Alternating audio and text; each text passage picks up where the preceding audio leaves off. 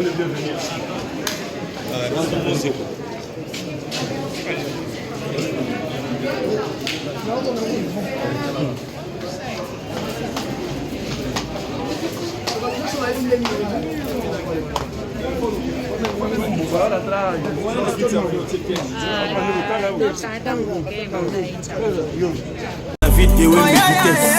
Héritier Watanabe akiti lelo na Luanda. Tolingi toyeba avec la pulga oza len ya ba généraux ya Héritier Watanabe na mboka oyo. Objectif ya Héritier Watanabe eza nini? Objectif ezala kaye matanga. Ya moko ya ba guerrier soldat na ye. Ouais. Bijou Selemani. Auto lo bango déjà na aéroport. Soué ne zate ke bakba kufa rapport ya que je sais ngote. Ouais. Tous les musiciens obozaka na ba fête na mboka oyo, obozaka na ba bureau ba proche. S'il vous plaît. Boza na mutema Héritier Watanabe. Boza na mawawana. Ezaka te ba pesa kabino ba lokoso. Ezaka te ba pesa kabino. Ezaka te bino boya kozwa mbongo na ngola. Ezaka te bino nde kaka bozwa kate. Ezana ba boss mususu na mboka oyo. Ezana ba patron mususu na mboka oyo ba kufa. Ba sala trop na ba musicien. Mais ba musicien ba mona na te. Ba musicien ba benga tapete. Ni atako tuna akufi po na nini? Nini esalami? Bata balabala balinga bayeba relation nini penza oyo Héritier Watanabe azanango na Bijou Selemani po Héritier tika ba activité nyonso aya kokunda Bijou Selemani na kati ya Luanda. Na andeo ya kozala ndeko na ndeko to fanatique na artiste na ye relation monsieur ezate. Ezaka ke Héritier Watanabe aza l'homme au grand cœur. Nzamba pesa motema wana. Ouais. Afuti bena billet kolonga Paris, Luanda, pour participer na matanga ya ndeko na eto fanatique na Bijou Selemani. Donc voilà. Ba musicien surtout ba musicien boza ba mama na benga. Ezana ba te belé ba kufa na mboka oyo ba musicien bo mona na te contribution pe bo pesa te. Oza masola balabala. Pile le top déj. Mon vieux Ben Wuli le Gabonais. Mais tant que vous avez un mbongo Angola, vous liez un mbongo na bango. Et monsieur ben gars, monsieur mi tema mabe. Na masola balabala. Bijou Selemani a sali trop. Bon, ça la coûte est importante pour tout le bamangambo. Bijou Selemani a sali mais cause à la reconnaissance. Ba musicien, ba ingrat. Vous allez la reconnaissance et vous ça la bien.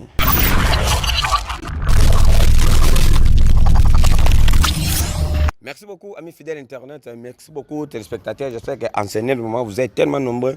Il y a Roland d'émission à Bino Bolingara Ming. Et donc, on est sur www.idologie.tv. David Wembe, Nazope Sarah Maramdenge Zalaka, Masola Balabala. Pour ne pas toutes les choses qui se passent ici en Angola. Et c'est un David Wembe, Nalak Sakabina, Ngona Bete Rabino, Masola Nengenine, et c'est pas Saranamboga Oyo. Donc, dans Luanda, dans minute Oyo, Toyambi Bongo, Héritier Watanabe. Pourquoi Héritier Watanabe aille Angola? David Wembe na linga koloba mingi te. David Wembe na linga rose information na source. Donc na osala par tous les moyens na contacter lenga ba bureau ya Héritier Watanabe na katsa mboka oyo. Alvej da Pulga. Donc na zo sala surprise, na zo luka moyen na benga ye a expliquer biso objectif ya Héritier Watanabe na mboka oyo. Soki za nini est-ce que Héritier Watanabe ayekaka kokunda Bijou Selemani azana ba programme mususu te. Héritier Watanabe pourquoi ayekaka kokunda Bijou Selemani relation nini Héritier Watanabe bazalaki nango na Bijou Selemani. Donc na masola balabala toye bango kala mingi te. Donc to benga avec la Pulga pour toye ba information na source quoi, qu'est-ce qui se passe na Luanda na minute oyo, pourquoi Héritier Watanabe azana Angola. Héritier Watanabe azana Angola pona nini?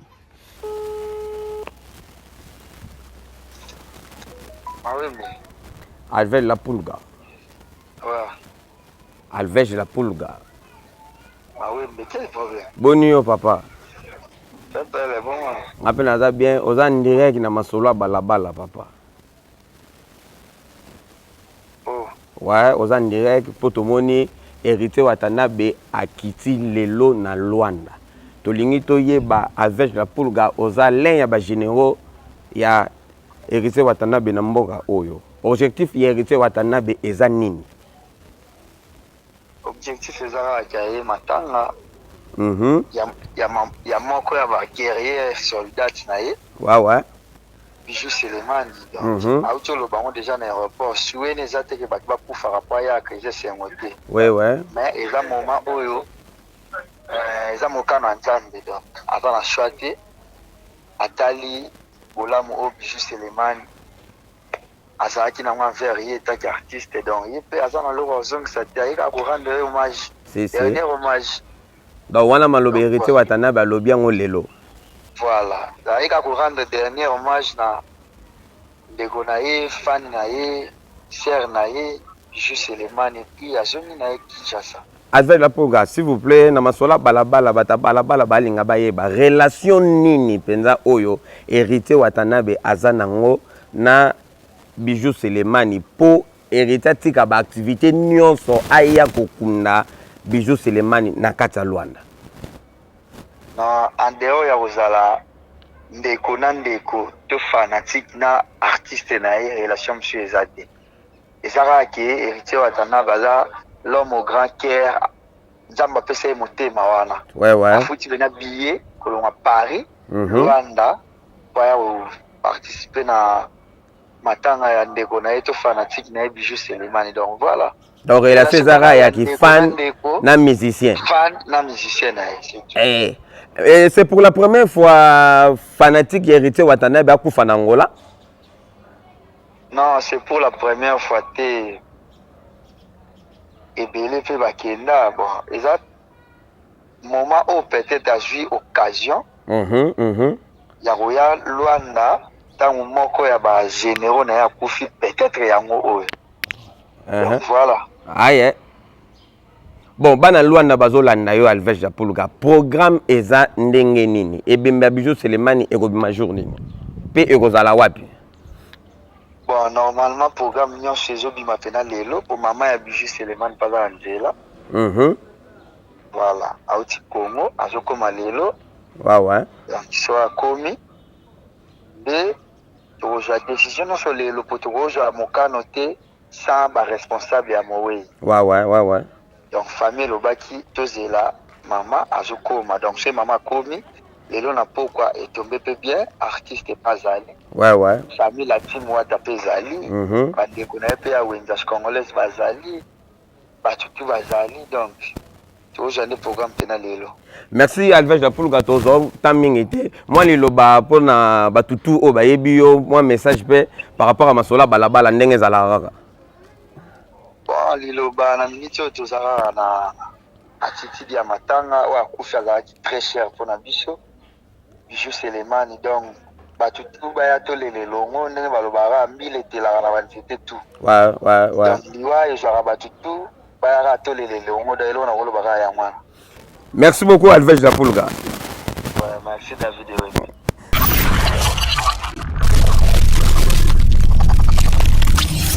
Merci beaucoup na batutu o balandi Alves Japuluka. Alves Japuluka aza l'un ya ba soda ba généraux ya mboka oyo ya héritier Watanabe. Donc tozwa ki na téléphone pour expliquer biso qu'est-ce qui se passe, pourquoi héritier Watanabe aza na mboka oyo. Na yebi ke ndenge besoin information boy et ça dit bien. Donc héritier Watanabe aye justement pour na kokunda fan na ye. To sengi teke ba mission nyonso pe bo yaka kokunda ba fan na bino mais amour du prochain pas ba fan ba musicien surtout ba musicien boza ba mama na benga ezana ba te belé ba kufa na mboka oyo ba musicien bo mona na te contribution pe bo pesa te oza masola balabala pile le top dej mon vieux Ben Wuli le Gabonais Peril Leya moi ça makam na mboka oyo eza masola balabala to le ba vérité ezana ba boss mususu na mboka oyo ezana ba patron mususu na mboka oyo ba kufa ba sala trop na ba musicien mais ba musicien ba mona na te ba musicien ba benga tapete ni atako tuna akufi po na nini esalami mais tant bozaki na ba mbongo Angola bo lia ba mbongo na bango e musicien ba nga bamusicien mitema mabe na masolo balabala. Merci beaucoup à toi mon boss à moi Naki Mukoko. Vebola mweleke belé zalaka na David Wembe ko sala bien. Malili ya Luanda, Marco Malili ya Luanda. Bokotaka masolo balabala ko sala bien. Mireille Schengen na lingablo na tina. Actuel héritier watana basali na sengi na ba musicien tout. Obozaka na mboka oyo. Ba musicien tout obozaka na mboka oyo na poussa un peu na bino. Tous les musiciens, obozaka na ba fête na mboka oyo, obozaka na ba bureau ba proche. S'il vous plaît. Bozana muteme héritier watanabe. Bozana mawawana. Ezaka te ba pesa kabino ba lokoso. Ezaka te ba pesa kabino, ezaka te bino boya kozwa mbongo na ngola. Ezaka te bino nde kaka bozwa ka te. Moko pe fan na zana problème. Mais c'est kota résoudre des problèmes na ye. Et ça la nini. Et au ça la nini. Héritier watanabe soki aye mora oyo. Eza pa zana ba faille na ye. Tout lela na bato o baza olela. Bijou tellement na sali trop. Bon, ko ça la coûte est importante et poto lo ba makambo bijou tellement na sali mais cause à la reconnaissance. Ba musicien, ba ingrat. Cause à la reconnaissance et ko ça la bien. Dani tika mo lo yenge banini par rapport ingénieur de son Dani tika mo lo yenge oza masola balabala ko ça la bien. Merci beaucoup à toi né la image. Na lingao na tina zalaka na David Wembe et ko sala bien on Luanda mobimba boy bagay et kitso watanabe azana ngola do makambu tout ya bijou Selemani obsèque tout ya bijou Selemani ndenge ko se passé boy bagay na masola balabala na idéologie TV boko za ba image wana à tout sauf rien David Wembe na ngo s'organiser en tout sauf rien pour na laxabino ba détail nyonso ndenge nini tokokunda bijou Selemani azalaki ndeko moko malamu tozakini na mboka oyo mowe isoka kufi mingi tra to lo bolamu mabeza nango pe tokoluba oyo zama sola balabala mais na minute onano mitemeza no ya kokita to lo ba malamu donc batutu obolingaka David Wembe batutu obolingaka masola balabala bokotaka awa po ab information bien zalaka merci na batutu o ba accompagner masola balabala na lingaka bino na tina Perrine Leya moi c'est makambo ya mboka oyo zalaka na David Wembe et ko sala bien Ciara Soraya na lingaka na tina donc kota masola idéologie TV kota bena masola idéologie TV et ko sala bien Bobette mutema ya Fiji na lingaka bino na tina wa benda ba vision na nga donc to solaka et ko sala bien donc mana Clara prophétesse nanga ya mikolo donc mona makambango quoi. Merci beaucoup wata coup de chapeau na bike ba séjour na yo na mboka oyo ekoleka na kimia nyonso présence na Luanda awa et sali ba fanatique na yo bien donc bozala za na idéologie TV awa makamba bien eza. Merci beaucoup à toi mon boss à moi Mboshi na niveau États-Unis wana mobala Ross Nimbo na lingaka bien na tina bandeko tout Obozarana David Wembe na linga na tina. Merci beaucoup à toi Chan na fille de chance na appel na yo salaki moi bien au pesinga programme que na 4h masola balabala sengaki na un aéroport mais na zoki moi contretemps par rapport ya ba programme on ndenge et c'est pas ça qui to yo ko sutuka héritier watanabe abimeli biso na 8h na katsa Luanda donc Mama ya bijou Selemani akoyi kokoma lelo et mama bijou Selemani sera komi et kosenga afanda na héritier watanabe afanda na ba fan to ba camarade ya bijou Selemani na bandeko ne pe bazalaka awa ba camarade congolaise place nyonso o bijou Selemani bandeko koleka et kosenga ba fanda ba solola ba pesa programme jour nini et kosenga bakunda ndeko na biso sœur na biso ya na biso maman sociale bijou Selemani. Mes condoléances à la famille Latim Mobimba. Donc tout ça vient junto na bino na makambu na bino bobeng saka biso donc tema pe soki bozana problème et senga pena biso pe tozala wana po tozaka mémoire na bino président de Zika Bouchkor pourquoi pas na Xavier Lopez Cantor Moïno, Bosé Belé, Alvej da Pulga, Toto Zané na téléphone, Elvin Wata, Toto Yatimbe, Bozalakana David Mbeko Sala bien, Mandela Weston, Red Weston, Glody Général, Glody Gucci Général, Bazola, hein? Jean-Jacques Bazola, vous avez belé, donc on a vu que toza même moral nabino, maman Sido, maman Nganga, famille Latim, nakata Luanda, toza même moral nabino, nakata Ngola, na niveau cabine, babérin rouge na cabine, donc toza la zala nabino, on a vu que ba programme nyoso, boromo nango na idéologie TV na masola balabala, on est ensemble avec vous, ciao.